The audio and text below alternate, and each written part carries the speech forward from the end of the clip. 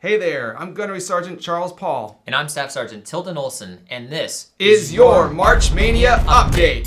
Well, we're halfway through the first round of this year's March Mania, votes pouring in from all over the world. I have to say, we've had some really surprising results so far, starting with the very first game on March 1st. Now moving on here to Game 1, we're featuring John Philip Sousa's Semper Fidelis March versus John Williams' Superman March.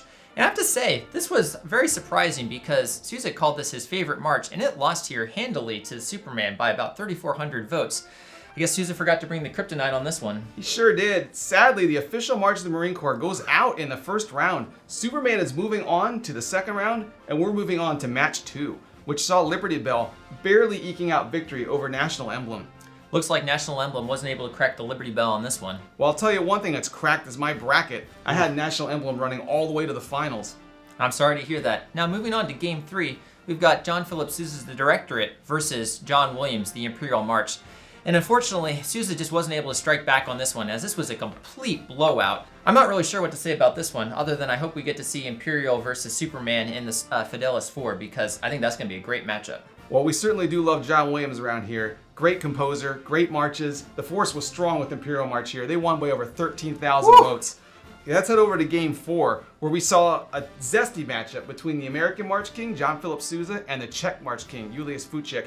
And the Fučík fans carried Entry the Gladiators to victory convincingly by over 6,000 votes. That's impressive, and I guess my favorite march just couldn't compete with Russell Crowe's star power. Well, Maximus certainly isn't one to be trifled with, and neither are those legions of Czech fans. They pushed the Florentino to victory 2 years ago, and they're back in force this year. I see Entry the Gladiators making a deep run in this year's tournament. I agree with you. Now moving on to Game 5 here, we also have Sousa's Sound Off versus Charles Ives' They Are There. And I have to say, this is a really tight contest. Ives supporters with the come from behind win.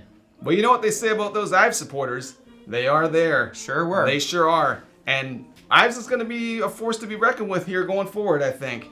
Let's head on over to Game 6 on March 6th, where we saw 2 marches in minor modes squaring off, but Nobles of the Mystic Shrine was able to narrowly beat Cyrus the Great by 52 votes. That's closer than a regulation haircut. And you know what's not regulation is how poorly Sousa's been doing so far. Why don't we take a look at this next game and see how he fared? So Game 7 featured Sousa's The White Rose versus Henry Fillmore's The Circus Bee. And unfortunately, The White Rose just wasn't able to come through, but also, unfortunately for the Circus Bee, its next opponent is the Juggernaut, the Imperial March, so I don't know if its run is going to be super long. Well, I don't know if it's a little bit of Sousa fatigue, but I certainly do love a good Circus March. I have the Circus Bee going deep in my bracket. We'll see how it fares here. Let's move on to the final matchup of this update.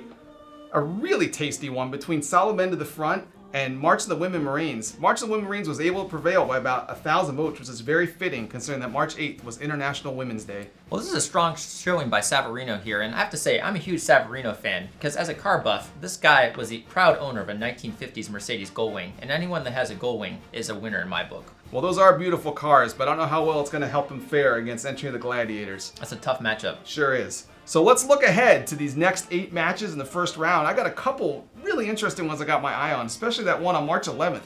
Who's who in Navy Blue against March of the Leathernecks? That classic Navy Marine Corps grudge match. You know who I'll be pulling for. I'm really looking forward to the one on March 13th, featuring Staff Sergeant Parker Games versus John Philip Sousa. We'll see if Sousa's luck improves versus Staff Sergeant Games, but I'm feeling pretty good about the Wildcats. Well, either way, keep those votes coming. Vote early, vote often, and until next time, Semper Fi.